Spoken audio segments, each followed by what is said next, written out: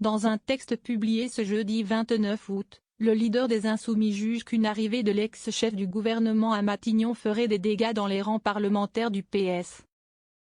L'éventuel retour de Bernard Cazeneuve à Matignon suscite des craintes du côté de Jean-Luc Mélenchon.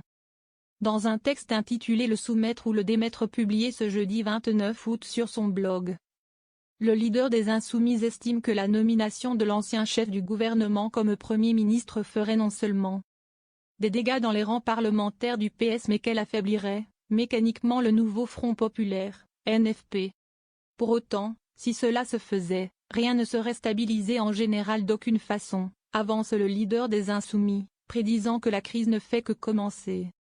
À noter, le nom de l'ancien Premier ministre de François Hollande n'est à ce stade qu'une rumeur. L'Élysée n'a pas encore précisé ses intentions sur la nomination d'un prochain chef du gouvernement.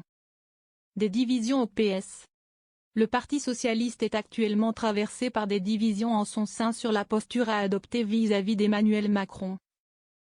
Alors que le premier secrétaire du PS Olivier Faure défend toujours la candidature de Lucie Castet à Matignon, comme les trois autres formations du NFP. Mais certains socialistes, comme la maire de Vaux-en-Velin Hélène Geoffroy ou le maire de Rouen Nicolas Mayer-Rossignol, souhaitent que le parti poursuive les discussions avec Emmanuel Macron et qu'il ne censure pas par principe un gouvernement dirigé par une personnalité de gauche qui ne serait pas issue des rangs du nouveau Front populaire. Le NFP a un fort potentiel de stabilité. Pour le moment, le NFP est stabilisé en tant que proposition politique durable. Il a un programme, une candidate commune au poste de Premier ministre et une coalition parlementaire, souligne Jean-Luc Mélenchon. Et d'ajouter, face aux turbulences à venir, le NFP a donc un fort potentiel de stabilité comme réponse politique cohérente face aux rebondissements qui viennent.